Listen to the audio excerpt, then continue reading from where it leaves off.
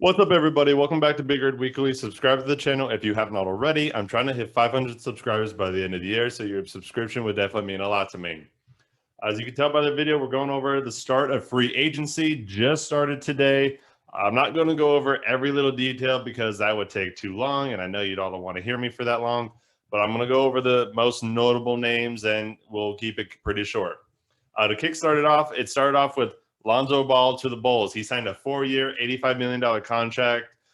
That's pretty great if you're a Bulls fan. Obviously, the Bulls have struggled for a while. We haven't had a really great point guard. Kobe White's been kind of pretty disappointing for the most. Kobe White. Did I say Colby? That might be a little bit embarrassing. I don't remember. Kobe White, whatever. He's not been amazing. He's had a game or two here and there where he's been good, but overall, Lonzo Ball is definitely an upgrade. And I think they ended up getting Alex Caruso too, and he ended up leaving the Lakers as well. That's a little sad. I know, and that's more of a meme than it is. Like I mean, he's a good defensive guard, and I think he'll definitely help Chicago. But he kind of wasn't doing like a super lot over in LA. So, but I know Lakers fans might be a little sad about that, but overall, that's not super insane. But that is kind of good for the Bulls too. That is two defensive guards that they've gotten, so that should be pretty good, especially when you pair it alongside a star in Zach LaVine. I know he's looking to get a bigger contract, so we'll kind of see if that happens this offseason or not. But other than that, Lonzo to the Bulls, though he ended up leaving New Orleans. I was kind of hoping New Orleans would keep him because I thought that would kind of be smart to keep him with other younger guys. But I guess he's going to Chicago though. Next one, Chris Paul staying in Phoenix. I kind of assumed he would, but I don't think he's signed a new contract yet. But they're predicting he signs about a 4-year, $120 million contract. I'm not too sure about that one. That just for Chris Paul, that's 4 years seems too long. I don't know if I would want to have Chris Paul on my team as he's getting this much older for the next 4 years. 130. I mean, that's gonna be 30 million a year, man. I don't know. I don't know. I don't know if I would have given Chris Paul that kind of money. I was more free agency stuff's popping up on my phone, so I was just reading it real quick. But I don't know if I like that deal for the Suns, just because I think they could find somebody better here in the next couple of years. Because really, I only saw Chris Paul being useful for 2 years at most, maybe 3 if he was still going all right. But that 4th year, I just don't see Chris Paul being worth that 30 million. I honestly don't see him being worth 30 million for at least 2 of these 4 years, if that ends up being the contract he signs. Derrick Rose stays in New York. I kind of thought, and there was a rumor he might go back to Chicago, and I know that would have been fun for most NBA fans because I don't think there shouldn't be any fans that hate Derrick Rose. So I think him going back to Chicago where he started off his career and just go back home, I think that would have been great. I think that just would have made NBA fans happy and just it would have just been nice and wholesome to see Derrick Rose, who's struggled a lot of his career. He had a great season in New York. I know why New York's paying him. He signed 3 years, $43 million. I know why they're keeping him. He was their best player in the playoffs last year when Julius Randle flamed out. So, and New York's making other little key, key deals. They brought back Nerlens Noel as well. Noel. They brought in who else? They kept Alec Burks, and who else? They signed somebody else, Evan Fournier from Boston. So New York still needs a star. D Rose is good. He's obviously not going to carry you anywhere anymore. But as probably like a second or third option, Derrick Rose is doing pretty good. And if Julius Randle could actually, hold himself accountable and actually play during the playoffs, if they get like one more dude who could contribute like that, New York would have a solid team. Not a contender, but they'd have a solid, I'd say, top 6 team pretty easily. I know they were a 4th seed last year, but that was that might have been more of a fluke than it was them being that good. But obviously they were really good defensively, but offensively they definitely need, if they can add just like 1 or 2 more pieces, actually one more key piece to their offense, they would be really good. So yeah, D Rose stays in New York. This has not been a contract that has been actually signed yet, but it's rumored that Dwight Howard might go back to the Lakers. There's one other guy to the Lakers, Trevor Ariza. I know he wasn't on the Lakers recently, but I think a LeBron team went after him. Some No, that might have just been Miami, and LeBron wasn't in Miami a few years ago. Um, I don't know. I'm trying to think. Maybe I'm misremembering something, but Trevor Ariza is also on the Lakers, and Dwight Howard's trying to go back. So it looks like they're trying to get back that 2019 team, or get it pretty similar.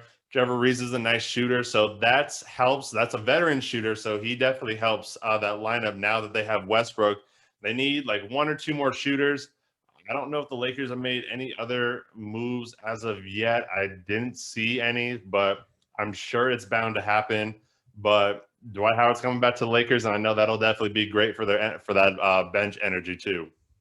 Jeff Green, he ended up leaving. Where was he just at? Oh, was he in Milwaukee? Did he had a big Milwaukee game, right? Oh, I'm gonna hate myself if I end up being wrong on that. But he ended up signing with Denver, 2 years, $10 million. The fact that he only signs like $5 million contracts is funny. He probably honestly could get 10 million a year. He's just that kind of great, just role player because he's had some great games. I know he's older. He's like 34, 35, 36. He's somewhere right in there. But he still plays great. He has great basketball games every now and then, and that's pretty much why you have him. And he's just a great role player. He's going to stay in his role. He's never going to do too much, and that he really does. And he's great defensively too. So he's definitely going to add something to Denver for that side, because obviously when you're in a conference with a lot of, especially with LeBron James, you want somebody like a Jeff Green who can at least, maybe not, of course, not stop LeBron, but at least deter him and at least have a nice body to be able to bang around with him in. Last little one I'm going to go over: Kyle Lowry to Miami. Now I know there was another. Where was he expected to go? I think there were like three destinations. They were thinking either he might take a pay cut to go to LA. He either would go to New Orleans or to Miami. He obviously chose Miami at the end of it.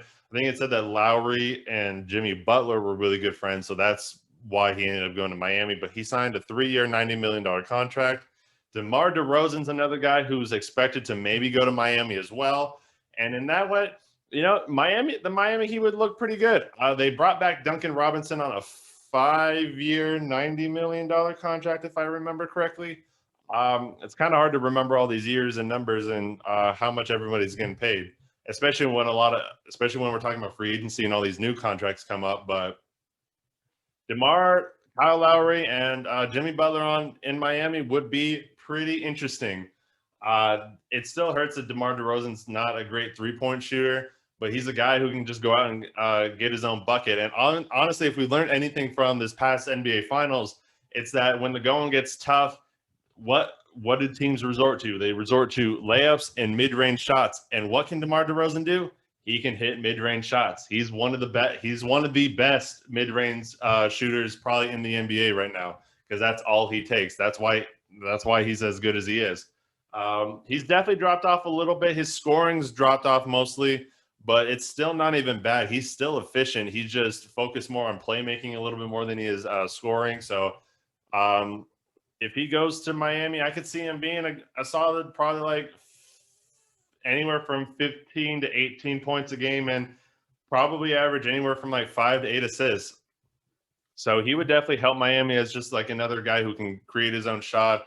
Kyle Lowry, I don't know how much. I know that they did a sign-in trade. They wanted to get Miami got rid of Goran Dragic, which honestly, that's the only thing that kind of bothered me about this whole thing, is I wasn't really sure how good Kyle Lowry is, or if Kyle Lowry is that much better than Goran Dragic is right now for this deal to really be worth it. The only thing about Goran Dragic is I know he was injured a little bit for stretches, so that would be the only reason why I could see them doing this trade. Lowry's been a little bit more healthy, but I know Lowry has the ring, but overall, just as a player, I just don't see what if Kyle Lowry is really that much of a huge upgrade at that price. Because I don't know. Is Kyle Lowry going to be that useful for the next 3 years? I guess only time can tell, but I mean, does Kyle Lowry improve Miami? I think so. I don't know how much he improves it ultimately for this to be worth it. So I guess like I said, we'll see about this. But thanks for watching, everybody. Drop a like on the video. Let me know what you guys think about free agency, the first day of free agency. I know that contracts like Luka's and Trey Young's aren't allowed to be discussed till like midnight. So, and I'm not staying up that long, so I got to go to bed.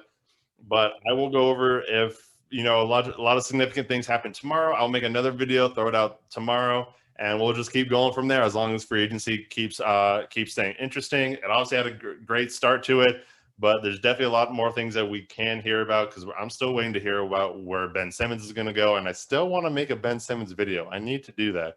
Maybe I should just release 2 videos in one day. That might be a little much though for me. So, oh well. Like I said, appreciate everybody watching. Leave a like on the video. Let me know what you guys think about it. And thanks for watching. I'll see you all next time.